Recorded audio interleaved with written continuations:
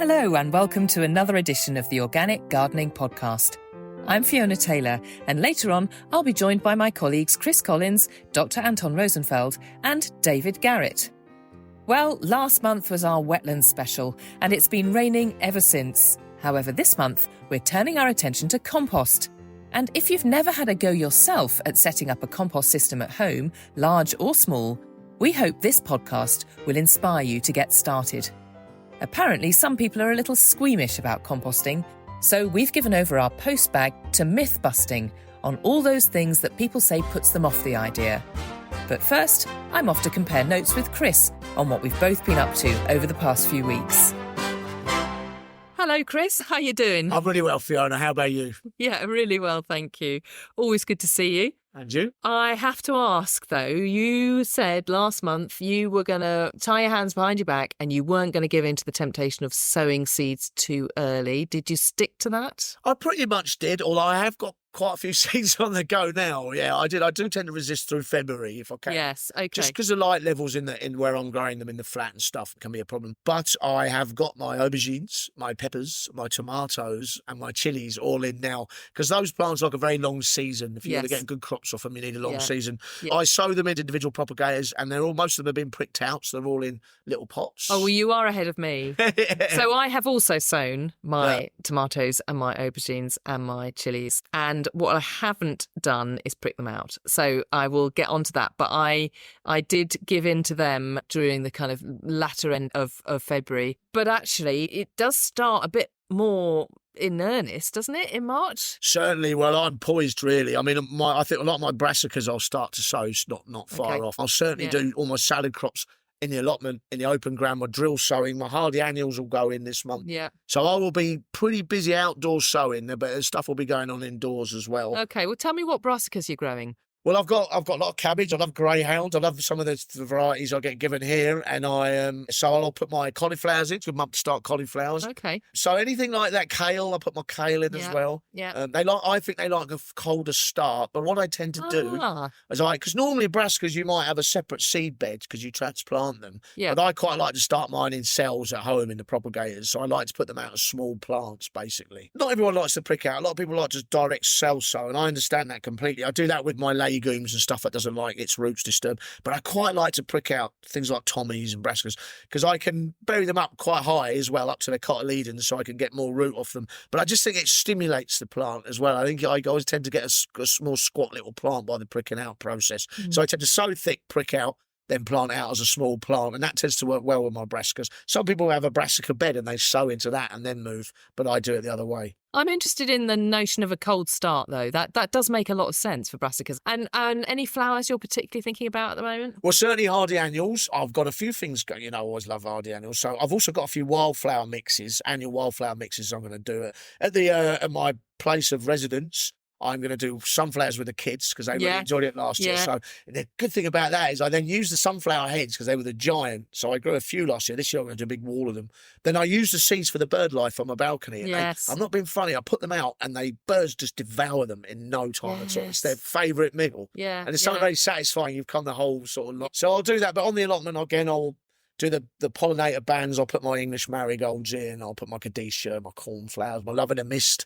And they provide all the colour down the edges of my planting. And that's one of my great pleasures. I've got a big long bowl of that. I'll put summer bulbs in as well, my dahlias, my cannas. And it's very tropical looking. So it's not just food, it's very colourful as well.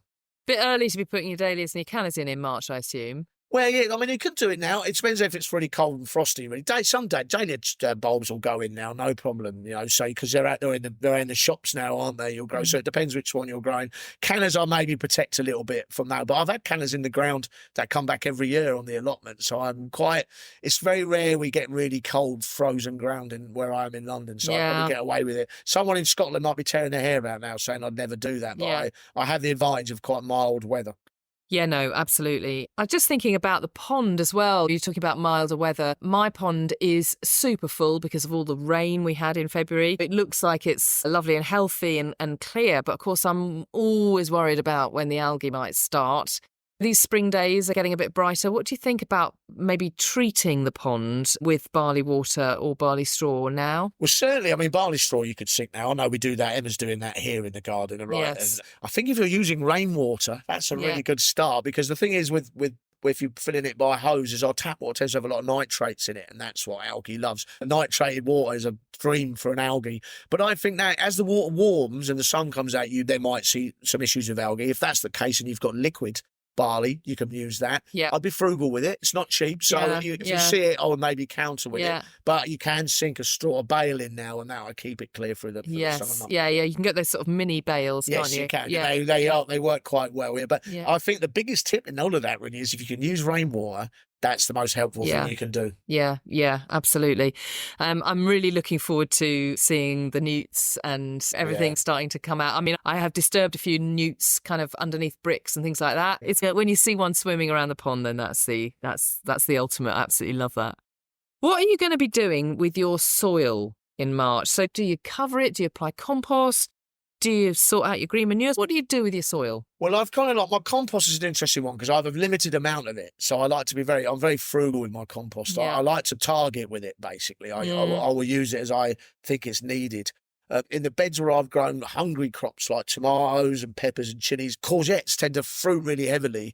I will then probably use a bit of compost on those beds, and I rotate them onto another bed, and whatever follows up behind will benefit from the nutrients. And you're doing that because you think that the soil in those areas might be a bit depleted? I think they're hungry plants because my yields last year were amazing off those crops, you know. Yes. You could say the same about beans, but a run of beans and stuff, but I will dig those legumes straight in. Yeah. I don't need to add the compost. So I tend to be pretty tight with my compost and use it as a mulch as the year goes on. I have got mustard growing as a green manure. I'll fork that in towards the end of the month. I need to get that in before it starts to set seed, otherwise it gets really pithy. So that's what I'll do as well. I also, right at the beginning of the month, I'll turn and have a look at my compost. I'll get my arms into it and have a look and thoroughly enjoy doing it, I must add. Yes, I know. Well, we're all a bit obsessed. I mean, there's a real joy, isn't there? If you've got a Dalek compost bin, as I have got a couple of those, and you lift it off, you know, and you can then look at the layers, the cone of layers. I mean, it's just miraculous because you think, gosh, it really is working, because it's actually a bit of an act of faith, isn't it? And in that sort of scenario,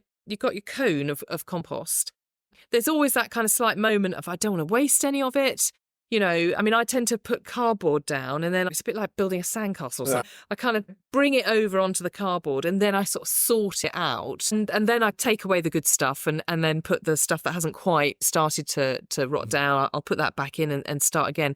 I suppose the fun thing about doing that is that actually in the whole process of taking away the good stuff so you can use it, you're actually turning it. Yes, And also you're disturbing it, you're getting in amongst it in the sense that, you know, if there are any unwanted guests in the compost heap, then you're disturbing all that as well, which is important. So, yeah, I suppose it's important to interact with your compost bin, isn't it? Yeah, I certainly think turning it, if you want it, you know, I hot compost mostly, so I like to turn it and get the irrigation on it and get it to speed up. How many sort of, you know, batches do you think you do in a year?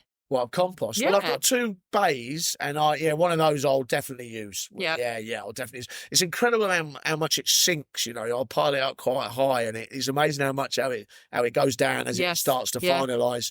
Yeah, so I mean, I'll get a fairly amount of compost off it, but I have a full size allotment, so it looks a small amount in comparison to the amount of land I've got. Yeah, so that's why I'm so frugal with it. Yeah. Yeah. Okay. So, all right. So we've done all that in terms of you've done your green manures. We've got the compost. We're putting that in places where the crops might have depleted some of the nutrients in the soil. What else are we doing on the allotment? Where are we going in terms of sort of direct sowing, perhaps? Well, that's all starting to happen now. I think that I tend to keep an eye on the grass in the park, because if it gets over 5 degrees, the soil gets over 5 degrees, that will start to grow, and it's a bit of an indicator. But I will do a lot of drill sowing at the end of the month and into April. So all my salad bar crops will go in. I'd sow them in drills. That's things like, rocket and salad leaves, and I love spinach. Load of spinach will go in. Chard will go in, and I'll sow them in drills, and then I'll probably whack a bit of fleece over the top of them to sort of get them warm the air up. And I don't know whether it's not very scientific. So do you just literally lay it? I lay it and pin it with tent pegs, and I think that it traps a little bit of warmth. I'll do it on a sort of reasonably warm day, and it traps the warm air underneath. Well, I don't know how scientific it is, but I tend to get a much stronger start from my salad crops if I do that. Then I'll also put all my hardy annuals in. Right, I'll do that now, actually, beginning of March. So all my Gadishas and my cornflower, my Love and the Mists, and I'll put them in. You'll be sowing those direct. Yeah. Yeah. All go in drills, all at different angles. And will you fleece them as well? I won't, no. No, I'll let them get on with it. Yeah, let them get on with it. And then I'll sow them quite thick and I'll thin them out, and they always just give me bands of really nice colour all the way through the allotment. Oh, yeah, fantastic. It's great to get it all going in the one go, isn't it? I mean, this year, I haven't done it for a while, but this year I'm growing some potatoes. So I think they won't be ready to go in their main crop. So I don't think they're going to be ready to go in. Well, you tell me. When I suppose there's always a debate about this. I mean, sometimes I put earlies and second earlies in together. Yes. So we're straight away. So you could maybe lay off a little bit, but I'm not sure if it would cause a massive problem if they go in there this time, because they get to put on the growth, you know what I mean? I don't know if you like to earth up, so I like to earth up. Well, because it all depends how cold it's going to get. You know, if we have another really, really bad cold snap. Potatoes are interesting because they'll burn in cold wind. And I saw it happen last year. I saw it on my fellow allotmenteers that but mind you, they recover, but obviously it's not ideal. But if you get a cold easterly wind, then that will burn off potato foliage. So that checks them a little bit, I think. Yes, yeah. Yeah, okay. I mean, we do forget that about potatoes, don't we? Yeah, you do. They're a tender crop. They're, tender, and also we forget, I mean, I have this discussion all the time, even right into May, you're prone to an easterly wind or a radiation frost. So, if you think that, keep an eye on the weather. If you think you've got like young potato shoots and it's going to get cold, then fleece is the answer, really. You don't try and protect them, Yeah, but I love the idea of fleecing your salad crops, as you've sown them, just fleecing those seeds, let them germinate. And then when do you whip that fleece off? Well, as soon as probably in April I will go. When the plants start to push it up, I think, and they look a bit cramped, and I need to thin probably at that point as well. Yeah. And but I think because I have quite a lot of pernicious weeds on the allotment, which I have to live with because it was not touched for so many years. I like that they sort of get to them ahead of those, because they don't wake up for a bit longer. So I've got actually come sort of mid-April, I've got quite a lot of decent plants on the go. So I quite like to get ahead of the game. Yeah, yeah.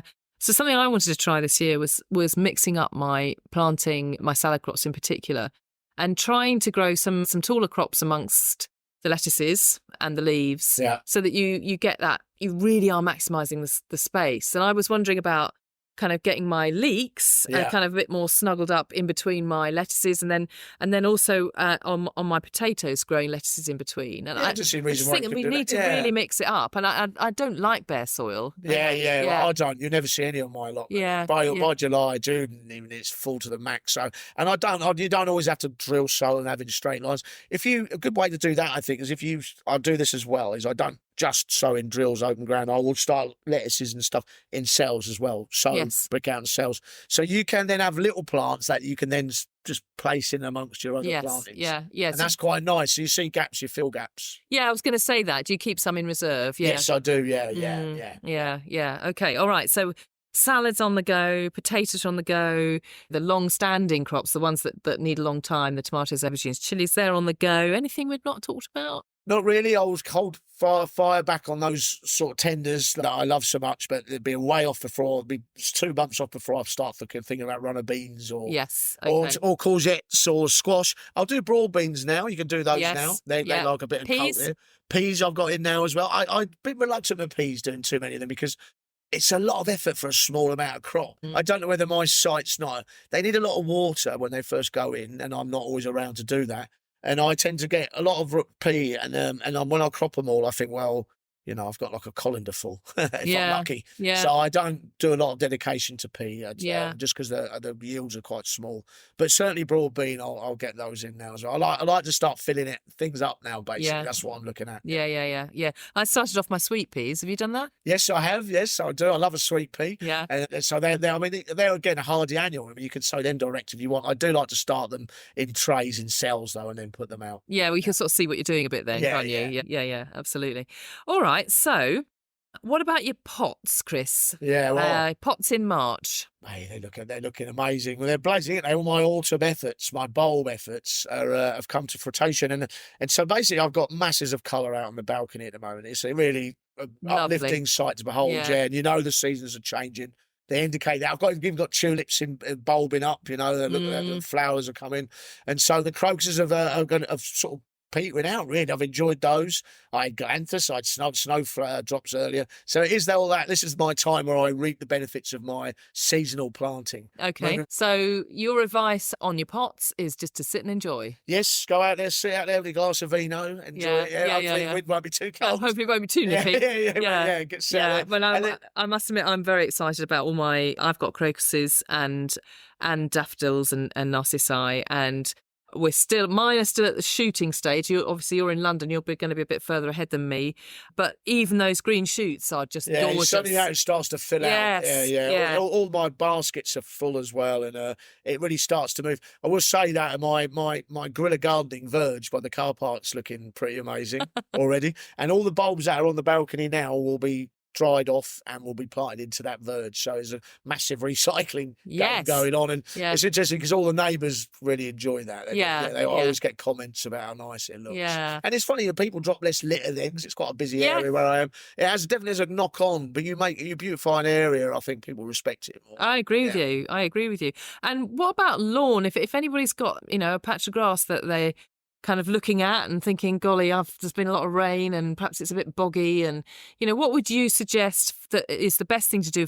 with your lawn in March? Yeah, certainly I would do lawn trimming. If you're on a clay lawn, like a lot of London gardens are, it tends to look pretty miserable now. Right. Because grass, as I've said many times, it needs drainage. That's the key. That is the absolute key. So I think that if you want to get it looking fresh again and healthy, give it a spike. So if it's a small, say we're looking at like a small back garden lawn, give it a spike with your fork. Okay, open it up with some holes in it. You get a bag of top dress, which is specialised sandy soil, and you'll spread that out over the lawn and maybe use the back of a rake or a besom or a broom just to work it in to those holes. And that allows drainage to move through it. Oversow with fresh seed. And if you've got a garden that's busy with dogs and pets and kids, you want to do a lolium, a ryegrass, nice tough ryegrass, maybe throw in a bit of clover because the bees love the clover. So that's quite good as well. And then, I'd probably, maybe before I sowed seed, I'd probably scarify, just drag a lawn rake over it and take out the dead thatch. That loosens up the soil and makes it so the seed can germinate, get away. Yeah. And of course, don't forget to irrigate. If it's dry and you've sown that seed, get some water on it and make sure it gets away. Would you put a little bit of your clever fleece over that seed? Probably not on a lawn. I'd probably save that for my veg. Yeah. I think, so the birds don't just come and get all the seed? Well, that's a possibility. I would tend to sow quite a lot, nice and thick, and hope that I come out with enough of it. I would have pigeon problems if I'm doing it, more than likely. But I think it depends on the size of the lawn, I suppose. I think the fleece is better focused elsewhere, because you can buy a Thomas lawn seed and for a fairly decent price and just throw it on nice and thick. Okay, all right. Right, so I'm going to bring us back indoors again now, because this month it's the Food Waste Action Week from the 18th to 24th of March. And of course, food waste and composting go completely hand in hand. As a balcony gardener, do you do much composting? Yes, all I do. It tends to be more of a summer activity for me, where it's warmer, and I have this little sort of composter the size of a pedal bin, basically. So all my raw chopped veg will go in there, and also we have an endless supply of paper from junk mail or whatever. And so, and also just office notes. So I tend to shred that out of a shredder. I mix those two together. I keep it nice and damp, and then that breaks down in the summer, and I use that as a top dress. Not so much in the winter, because it obviously just sits because of the colder weather. It doesn't break down as quick. So I would literally bag my veg peels and stuff and take it down to the allotment, and cardboard as well. If I didn't do that, I wouldn't have a successful composting operation down there, because I just have lots of pernicious weeds. So I need to add to it, really. So everything from the kitchen gets utilised. If I'm chopping veg, I'll have my little caddy composter there, so I can just go straight into. But I don't see any reason why you want to throw any of it away or put it in the general bin, because it is all usable composting material. Yeah, no, I agree. And I find, though, that it is all about getting myself a bit organised in the kitchen. It kind of starts in the kitchen, composting, doesn't it? It's like, if you don't have a bin in the kitchen to put your compostable material into, then the temptation is just to kind of scrape it into the main bin. Actually, you need to make sure that you've always got on hand some kind of bucket or something, so that you can then take the stuff out. But then I think one of the disconnects that sometimes happens is that distance between your kitchen and your compost bin. So, I mean, you're really hardcore if you're bagging up your scraps and you're taking them down the allotment. That's fantastic. I think sometimes even just kind of, making the effort of walking almost from the door to the compost bin, sometimes on a wet, cold, rainy night or whatever, you just don't do it. And then, then you're not composting. But actually what you're missing out on is the end product of this fantastic, golden resource that we talk about so often here. Compost is amazing, isn't it? Yeah, it is. I think that you need to get it as a mindset, really. I think when you're cooking, you tend to be quite organised, don't you? You have your piles of different food that you're going to chop. There's a process to it, so just imbibe it into that process. Yes. Think of it as that process. You peel your carrots, put your peelings into a caddy, you know what I mean? Just so you're just using it as part of the process, and then that becomes habitual and you'll do it automatically. Yeah, exactly. And actually, the more you take your carrot peelings down to the compost bin, the more you're interacting with your compost bin. You can see how things are getting on.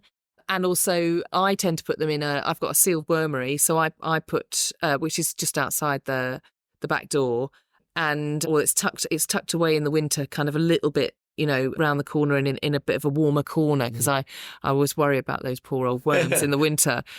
But that's really easy. I can just take the chopping board straight out there and just straight in, and the worms are, having a lovely time.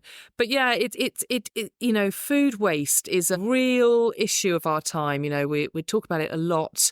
It's all over the press at the moment. People really are cottoning on to it, aren't they? Oh, I think in the developed world, it's a terrible thing. I mean, it's huge. A lot, and half of it ends up in landfill. That's what's been happening, isn't it? I mean, if you go to a developing country, they'd be absolutely shocked. Really? Yeah, appalled. Yeah, well, then I've worked in these places, and it's just another game. Everything's utilised. So I think it really is our obligation, actually, our moral obligation almost, to make sure we don't waste as much food as we do. And I know that's easy to say because we're so inundated with it. We have supermarkets full of it, etc. But I don't think it's much to ask if people keep an eye on and making sure they use what they purchase or what they grow. I think that, and now, I mean, probably if you've spoken to our grandparents, if you've made something, a Sunday roast, and there was some left over, that would have gone into a pie, and that's what I've got into. I've got my recycling of leftovers has become very effective. I make pasties because there's stuff left over from a stew or a hot pot. So there's always ways you can use it. Yes. It's just, again, that frame of mind, I think. Yeah, absolutely. And if you can make use of something that is considered waste, why wouldn't you? Yeah, and at the end of the day, you're after that, especially when you're saving your waste for composting. It's black gold. That's what it is. There's no other way to describe it. It's black gold. Yeah. During March, it's Food Waste Action Week, which raises awareness of just how much food we waste and puts forward practical solutions for reducing and dealing with it. We'll be hearing from our compost guru here at Garden Organic, David Garrett, who is passionate about ensuring we all know that there is a way to compost every type of food waste, not just veg peelings. David gives us a tour of Garden Organic's composting systems, showing us how we can use them in our own growing space. Well, we've come outside at Ryton now to our lovely potting shed out here, and I'm here with David Garrett, who has the title Head of Knowledge Transfer at Garden Organic, and what that means is David is out and about in communities showing people how to compost, and he's got a particular passion for helping people to look after their food waste and their green waste properly. First of all, I'm going to ask you, David, just talk to me a little bit about what drives you. You absolutely love composting, don't you? Yeah, so it's a way of dealing with something that we've produced. So we're producing that waste at home. Why not go and process it ourselves and produce compost at the end of the process? So it's circular economy in your own property. Yeah, absolutely. And at the end of this discussion, we will have shown people how to compost every type of food. We'll do our best. I mean, I really do think that there's an option for most people to be able to compost their waste at home. And we try to demonstrate those in real life examples. We use these bins here at Ryton. We also demonstrate these compost bins at sites around the UK, linked to the various master composter programs that we deliver. Let's just explain what our master composter program is. I've got a very good job. You have? I'm incredibly fortunate really to get the opportunity to work with so many volunteers around the UK to share positive environmental messages. We are delivering climate action. We're giving people an opportunity to make an impact in their own gardens or growing spaces. And composting, I mean, it's nothing new. It's a natural process that happens on the forest floor all around us. But what we're doing is we're harnessing in the spaces that we look after, and we're taking ownership of the waste that we're producing. We're not relying on someone else to deal with it for us. We work in harmony with green waste collections, with food waste collections, but we're doing as much as we possibly can at home. And so it really is a nice job to have, to be able to talk to people about composting as a really, really quick and simple win. Yeah. And we are in around about 11 locations around the UK doing these composting programs. Pretty much anyone can do it because there are so many different systems, aren't there? I mean, it's cold today. This time of year is cold. And if you happen to have something called a wormery, then the chances are that you've got it inside a shed or perhaps tucked inside a garage. I've got my own wormery tucked in a warm, very sheltered corner in the garden where there's a tiny little overhang. So it's safely out of the way of the rain and it's pretty frost-free. Let's explore the wormery, first of all, David, just because we're standing right by it. And then we'll talk about all the other amazing compost systems. But first of all, what sort of size is it? So the wormery, I mean, it comes in different sizes. You can have a little coffee table version of a wormery, which is really small and really sort of discreet, really. But it comes in small layers, maybe A3 sort of size, small layers that are tiered. And it's designed to process small amounts of food waste. And that's cooked food waste as well. Worms are partial to a little bit of spaghetti, but mainly your peelings. So carrot peelings, apple core, banana skin could go in there. But it's a closed system, really. It's 3 boxes on top of each other with a lid on top. And the worms, it's their world inside it. And they work through the layers, don't they? Can you explain that? Yeah, absolutely. And my little boy describes it as the dining room on the top floor. So you've got the worms that are there sort of eating the materials that you're putting in there. As they eat it, they leave their worm casts. And so you're moving that layer up. The worms aren't moving between the layers necessarily. Once that layer's full, you then replace that top layer with a new layer and keep refilling that. And then you've got their bedroom. So they've got their bedding layer that they'll stay in. And when it comes to the time to use that compost, they'll be pretty much empty of worms. They'll be in the dining room. That's their favourite place. So they're always moving up to the top, generally up to the top floor. And then what's happening is the liquid that is formed is dropping down to a kind of a sink underneath it, doesn't it? That's right. So then there's a tap on the bottom of that. So there's a sump at the bottom and you can drain that liquid off, and that is a fantastic liquid feed, however, very strong. So you need to mix it 10 parts water to 1 part of the leachate, the liquid that's coming from the wormery. So if I've gone and got my wormery and I'm all set, where do you get the worms from? So you have to buy them and they come through the post. Very odd. But yeah, you can buy your worms online and they get sent through the post, or you go to a local fishing tackle shop and buy your worms there. It's the same sort of worms that are used by anglers. Is it the brambling worms? Is that right? Brambling worms, tiger worms, dendrobina, they're all sort of quite active and will eat quite a lot. And they don't like light, do they? They don't really like being disturbed. Yeah. So you might leave a little bit of cardboard over the top and then the lid as well. But yeah, they like it quite dark in there. And in terms of looking after them, what would you recommend? They need to stay relatively warm. So putting them over winter into a shed or a sheltered position, maybe in a greenhouse, but make sure you take it before it warms up again in the spring. Yes, because they can overheat as well. They might be a little bit needy, but they're not. Treat them as pets and look after them. They do need that bit of protection. I mean, they breed quite quickly. I mean, I started off with quite a small amount and I seem to have millions of them now. Do you find that if a frost catches them, could it potentially kill the lot? How does that work? If a frost catches them, it can unfortunately kill the lot. I mean, worms, they self-regulate. So if there's a ready supply of food, if you keep on adding materials in, then they will be multiplying and there will be more worms in there. And you could also take some worms out and move them to a compost bin if you don't feel like you've got that many worms in your compost bin. So I always wondered if it was a different type of worm in wormeries to the worms you get in the compost bin. But they're the same type of worm, are they? Same type of worm. Gosh, that's enlightening. Absolutely fascinating. Right, so is there anything you wouldn't put in the wormery? So I wouldn't tend to put in much meat, fish, very, very small amounts of cooked food waste, but keeping it to the peelings. But also, you wouldn't really want to put your garden waste in the wormery. It's not the best way of dealing with that material.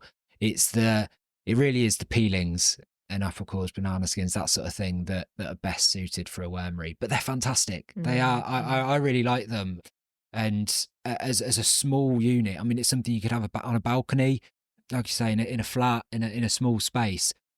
That means you can still compost, and you don't need the much larger compost bins to do that instead. They like it wet in there in the top layer. You know, if you're putting in your peelings, they're going to be wet.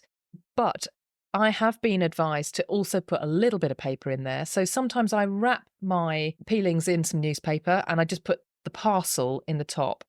But kind of depending on the conditions at that point, sometimes I wet the parcel just before I put it in because they don't like it too dry either, do they? So it is a question of sort of having that in mind. Yeah, I mean, when you look into the wormery, it will, especially at the worm cast, they'll sort of glisten. They are quite, if you were to grab a handful and squeeze it, you'd feel water running out.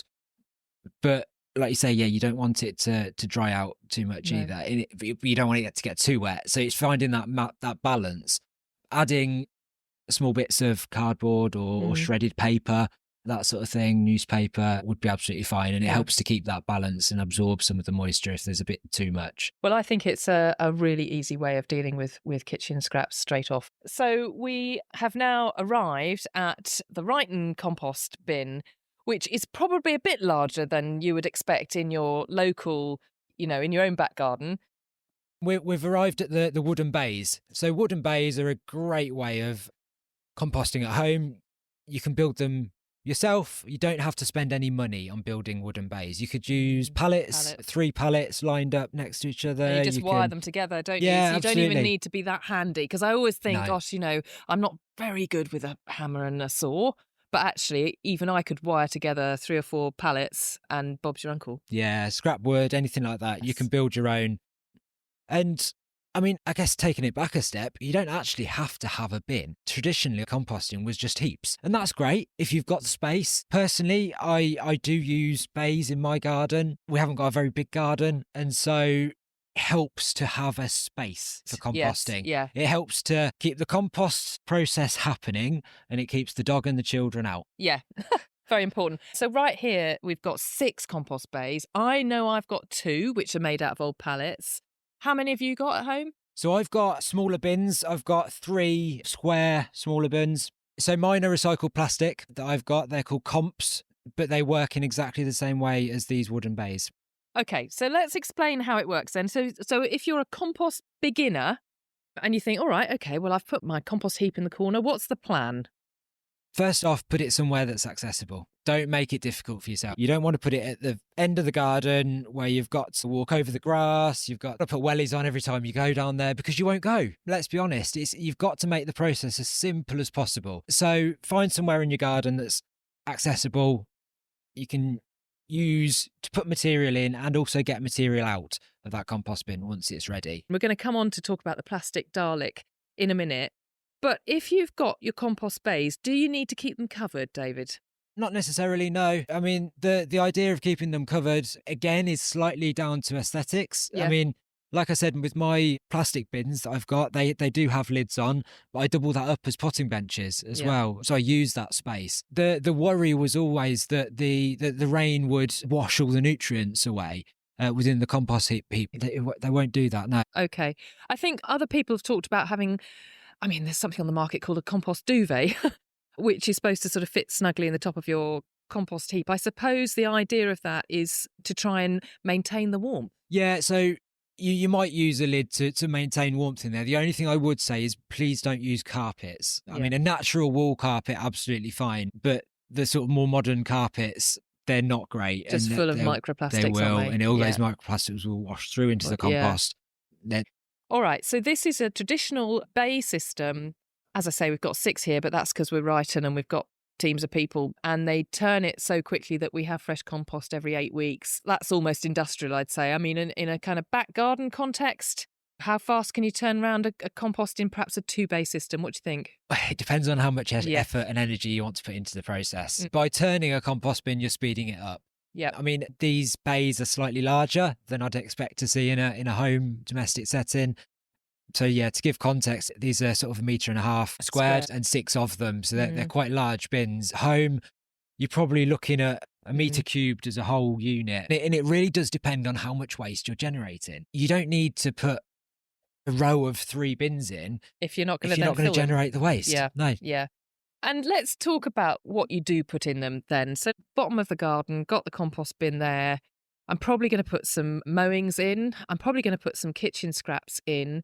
What else am I putting in? So you're really wanting to look at a 50-50 mix of materials. So those green materials that are your grass clippings, your veg peelings, that sort of thing, they're nitrogen rich, they're wet materials. Yes. And then you've got your brown materials, and that could be woody prunings, it could be cardboard, egg boxes. Put them in as they are, don't tear them up into small pieces, just put them in as they are. Oh, really? Cereal boxes, stand on one end. It's the air pockets are just as valuable as the actual materials themselves. Ah, okay. No, I was always furiously tearing everything up, so that makes it a lot easier. It's an aerobic process. Yes, you really need the air in there. Yeah. And it does help to speed up the composting process as well. Yeah. Okay. All right. So that's your wooden bays. Probably most familiar to people are the black plastic Dalek systems. I mean, compared to these larger wooden ones, it looks much, much smaller. You know, is there a danger that you'd fill it up too quickly? Again, it comes back to how much waste you're generating in your garden. I mean, I would always start with smaller. So start with one Dalek bin and see how you get on. So with the Dalek bin, I always think it's better to treat it as a jelly mould. You've got the hatch at the top, put all your materials in, get that good mix in there. Green materials, brown materials. It's sort of cylindrical in shape and sort of holds everything into the middle. Yep. Then when it comes to turning it, you might want to get a fork in there. Also, just as easy to just pick the whole bin up as a jelly mould. Slide it off. Yeah, okay. Yeah, shift it next to it and then fork everything back into the top. Okay. All right. So you've got, I mean, I tend to put a little bit of cardboard around the base and then kind of, I kind of take I kind of empty it onto that and I sort of sort through it is what I tend to do. And I take the stuff that's ready, just cart that away in buckets or whatever in the wheelbarrow, and then just put the other stuff back in and off you go, start again. I mean, they do all have this little doorway at the bottom, and you can, if you just want a little bit of it, you can just lift that off and then sort of fork out a little bit of it, can't you? It's not as easy to sort of manage, and you can spend quite a lot of time faffing around. About. And it's easy, isn't it? It is easy. I would say that's pretty rat-proof as far as I'm concerned, that Dalek. What would you say? I mean, rats can get underneath and get into it. Yeah. It's not got a solid base there, but also you wouldn't expect rats to want to go to it. No. So you're thinking back to what you're putting into the compost bin. And we've talked about the wooden bay and the Dalek. These are not bins that are designed for cooked food waste. Yeah. You really shouldn't be putting cooked food waste into those bins because they are open.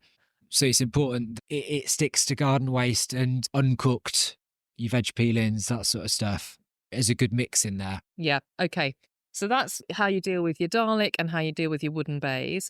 Okay, but a lot of us are thinking, but I've got other food waste and I really want to deal with that. And, one of the most difficult things, and I'm a meat eater and I make stock from my chicken bones, and then you're left with a carcass. And I never want to throw that into the kitchen bin or the landfill. I want that to rot down. And the way I have solved that is by using something called a hot bin. And so we've got one right here. Hot bins, if you don't know what they look like, they're quite neat and tidy. They're tall and slim and they're square. So they've got quite a neat footprint, quite easy to sort of slot them in, aren't they? Yep. By the house or by the shed. And they've got a gauge on top that tell you what the internal temperature is. Got the gadgets. It's gadgets, isn't it? And it's made from high density packed polystyrene. So it's quite thick. I always picture it as like a wheelie bin. You're just opening it up. Yeah. So like a wheelie bin. They do come in 2 different sizes. You've got the mini version and the standard version. There is also a larger version, but that's slightly different. It's all designed to keep the heat within the bin. Yeah, it's markedly warmer inside the bin if you put your hand inside the bin. It is today on a cold, on a cold day. cold day. Yeah, no, it definitely makes a difference. Then it's got drainage. It's got a sort of grill at the bottom, so you can let the liquid out. There's a wee sort of tap at the bottom as well. In terms of properties of using the bin, I mean, as you said, I mean, we opened the lid and it's a large hutch. So there's a large space to actually put materials into the bin. Yeah. You've then got the bin itself, and then there's a big door at the bottom that you can then take off and take out the ready materials. Really important with the mix in these bins as well. They come with partly composted bark chip to help maintain that balance. They can get quite wet. So it's important that you keep that balance going, but also you're wanting to get the heat quite high in these bins. It's dealing with cooked food waste, so you need to get the temperatures up, and so the walls help to retain the heat. But also to get it started, you might want to think about adding the hot water bottle to try and get heat into the bin to really get the process going. Okay. Would you put a chicken carcass in a hot bin? Yes. I tend to break mine up a bit before. So you can just keep adding and keep adding and keep adding. For the size of bin, you can keep adding for months before you're in danger of filling it up, can't you? Yeah, absolutely, you can do. I mean, in terms of time it takes to compost, we've talked about the wooden bays and the Dalek bin. We also mentioned a little bit about turning materials from one bin to another. Obviously, you don't actually have to. I mean, you can just let the composting process happen and do its thing. And in which case, we'd expect it to take about 12 to 18 months to fully break down. In a hot bin, we're flipping that a little bit. We're putting a lot more energy into the process, and we're calling on it really to produce compost in a much shorter time period. And so the hot bin, as with other bins we'll come to as well, is looking to produce compost in as little as 12 weeks. But to achieve that, you really need to manage the process. And you're right, it does come with a bag of kind of improver, sort of composting improver. And I think that's more than anything, that's about getting it going. And then once you're in the swing of it, then it sort of sustains itself, doesn't it? Absolutely, yeah. And what you might find is that when you take your compost out of this, it's not what you might fully expect as compost.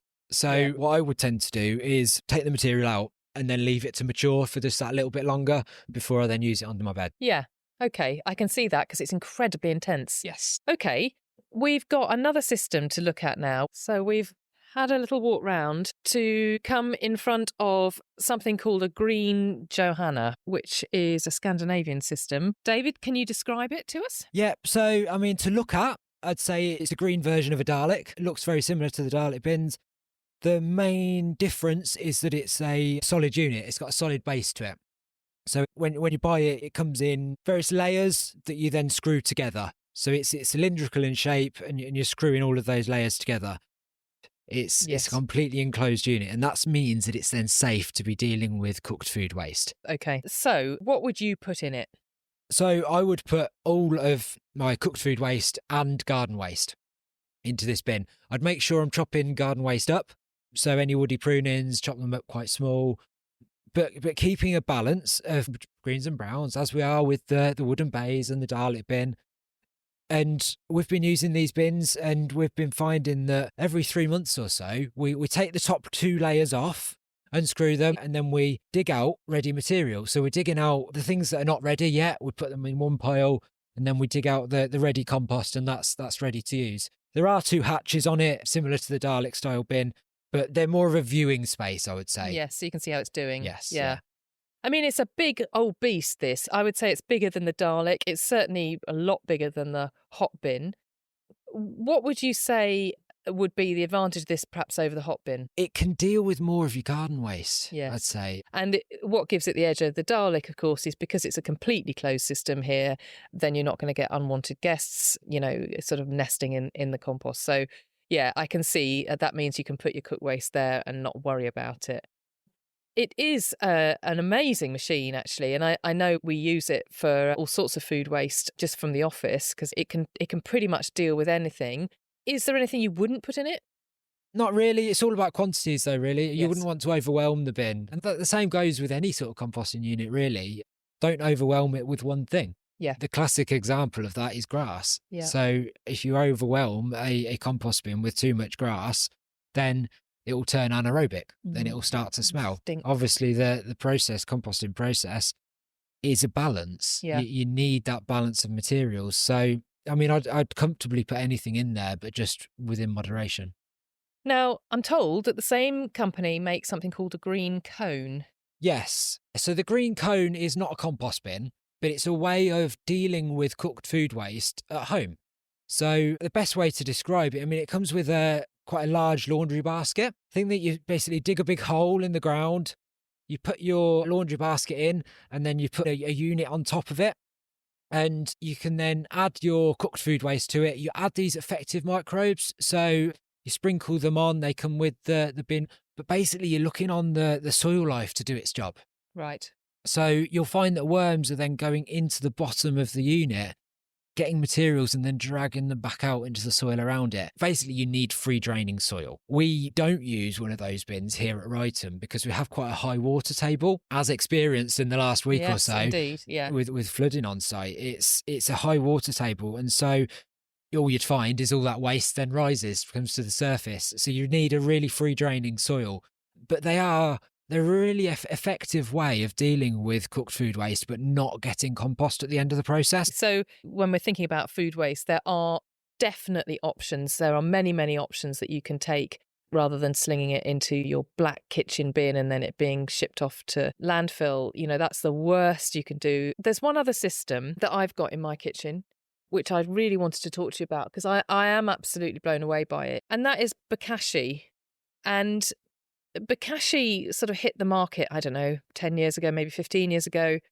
And it just all seemed completely mad that you could put anything into a bin in your kitchen and then scatter it with this kind of magic bran and somehow it would break down, it would pickle the food. Yeah. But I don't really know much more than that. Tell me what it is and how it works. Essentially, it's pre-treating that waste. I mean, the bokashi comes as 2 units. You fill one and then once you've filled one, you leave it for a couple of weeks whilst you fill the other one. But that bran has got effective microbes in there that are eating away. It's a fermentation process.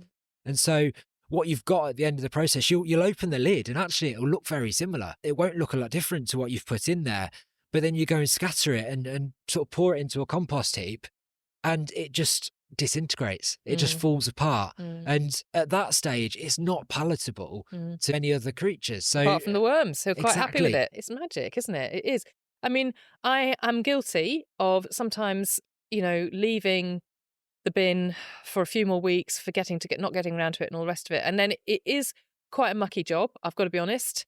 And it does need a good old sloosh round afterwards. And it's a bit stinky, but it's actually the right kind of stinky. You kind of get to know that smell is not a problem. Yeah, I mean, it's airtight. Yes, it's not stinky in the kitchen. No. It's only when you emptying it into your compost bin and it's all a bit stinky and a bit mucky and you've got to clean it all up. But hey, it's a small price to pay. I mean, what we're doing though is, so we're pre-treating that food waste. It means that we can then process it at home. We can deal with it ourselves and we're getting the benefit from the end of the process. We're getting the compost. We're taking our reliance off of the local authority to collect our food waste or collect our waste and then deal with it separately. I mean, great if you've got a food waste collection and most will in the next few years, most will get a food waste collection. But ultimately, the best possible way of dealing with it is at home where you've generated the waste in the first place. Rather than the usual post bag, we've got a selection of questions and myths we come across most frequently when chatting to people about composting. So I'm joined again here by Chris Collins. Hi, Fiona. Anton. Hi, Fiona. And David Garrett has joined us also to give us lots of expert tips on composting. Hi, Fiona. Right, I'm going to fire these questions at you and we're going to separate the facts from the fiction. First of all, Anton, compost bins are smelly. So the normal composting process should only give off carbon dioxide and water, which doesn't smell. So if it's starting to smell bad, something has gone wrong. It's turned anaerobic. You've probably got too many green, slimy materials in there, and you need to redress the balance by adding a few more brown materials. Okay. Another myth. Composting is complicated. David? Absolutely not. Composting couldn't be simpler. Following on from what Anton's just said, get that 50-50 mix of green materials and brown materials and you're onto a winner. Fantastic. Okay. So You need lots of room to compost. This is another thing that people are saying. What do you reckon to that, Chris? Not at all, Fiona. Scale is no barrier. You can compost on a huge scale. I've done that at Kew Botanic Gardens, where the compost bin could be 10 metres long, 10 metres wide, huge composting. Or I do it on my balcony, a little thing the size of a pedal bin. I put my chopped up raw veg and my shredded junk mail in there, and I get a bit of compost out of that as well. OK. Homemade compost spreads weeds around the garden. What do you say to that, Anton? I say you need to take a little care over this. So if your compost is not getting hot, then don't put weed seeds or perennial weed roots in there in the first place. We tend to drown them first. If your compost is getting up to hot temperature, then it's okay to put those in. OK, a question around food waste. Apparently it's better to send food waste to the council collection. What do you reckon to that, David? No, so it's great if you've got a food waste collection. Lots of councils do offer food waste collections, and more councils will be doing so in the next few years. But the best possible solution is to deal with that waste at home. Of course, you're not going to need transportation. You're not going to need other people to deal with that waste. I always say it's much better if you can take ownership for the waste you're producing and take ownership of that in your own back garden. And what better than do that and get compost at the end of the process too? Absolutely. Chris, you can't compost citrus. Well, comes up quite a lot, this question. And actually, in a wormery, it wouldn't be good. They won't like the acidity, basically. So don't put it in a wormery, but you can put it on a compost bin. Make sure you chop it up. Don't put tons and tons and tons of it. I don't know how many oranges we eat, but make sure that you don't put too much, but fine on a compost bin. OK, you can't compost meat or dairy. David? Okay, so in a typical home composting bin, I'd say no. You really don't want to be putting meat, fish or dairy into a Dalek-style compost bin or wooden bays, because they might attract unwanted visitors to your composting bin. However, that being said, there are bins available that are specifically designed to deal with cooked food waste. So we've talked about the hot bin, the Green Johanna, for example. They are bins that are specifically designed to deal with cooked food waste, including meat, fish and dairy. Fantastic. OK. Newspapers, magazines, flyers and so forth shouldn't be put in the compost heap because of toxic inks. Anton? So we need to break this one down a bit. Sorry. That's a compost joke. I love it. So we need to break this one down a bit and look at what a piece of paper or a card with some printing on it consists of. So obviously the paper and the card is fine. That can be composted. And then the ink will consist of mainly solvent, which is vegetable based, usually from soybean oil. And that's only on a thin layer on top of the paper or cardboard. The thing that people might be concerned about is the pigments, but they are actually in there in really, really tiny amounts. So perhaps it's a matter of personal choice whether you put things in. Something with a little bit of printing on, I'd be absolutely fine. If it's got absolutely loads of colouring on there, then perhaps just personally, I'd feel a little bit more hesitant about putting that in. OK, fair enough. David, this one is a great one. Compostable packaging isn't really compostable. So I wish I had a very clear and coherent answer to this one, but it's a very, very tricky field. We've been fortunate enough to be involved in lots of research trials over the years, looking at different compostable packaging. The one piece of clear advice that I could give is to look at the labels. Does it have an OK home compost label on it? In which case, should be absolutely fine to break down within the 12 to 18 months that you'd expect. Otherwise, it might take that a little bit longer. OK, good advice. And finally, Chris, I should be adding urine to my compost. Well, it's fine to do that, but listeners, please don't get arrested. Make sure your neighbours aren't looking out the window at the time. No, you can add it, because I know it's a very, one of those sort of urban or even gardeners' myths that you should urine on your compost. If you've got a lot of greens in there, a lot of nitrates in there, you probably don't need to do it. You're going to make it anaerobic because you'll overload it with greens. So make sure there's a nice mix of greens and browns. Again, the message we keep emphasising. Yeah, why not pee on it? Or if you want, you could actually dilute it and use it as a liquid feed. I'm told that if you saved up a year's worth, you've got enough to grow 1.5 tons of tomatoes. So obviously urine does play a role in our horticultural lives. Well, I have to say it doesn't feature in my horticulture, but perhaps it should. Anyway, composting, it's not hard. Equal mix of greens and browns. Keep it wet. Make sure it's wet between 40 to 60%, and then turn it regularly and you won't go wrong. Well, I do hope that if there was anything holding you back from composting, that perhaps you might give it a try now. Thanks to Garden Organic's David Garrett, Dr. Anton Rosenfeld and Chris Collins for all their enthusiasm and advice this month. There's loads more composting information on our website at gardenorganic.org.uk/composting, and we talk about it fairly obsessively on our social media channels too, which you'll find by searching at Garden Organic UK. To find out more about Food Waste Action Week, you can visit wrap.org.uk. Thanks so much for listening. We'll see you next time, and thanks to Kevin MacLeod for the music.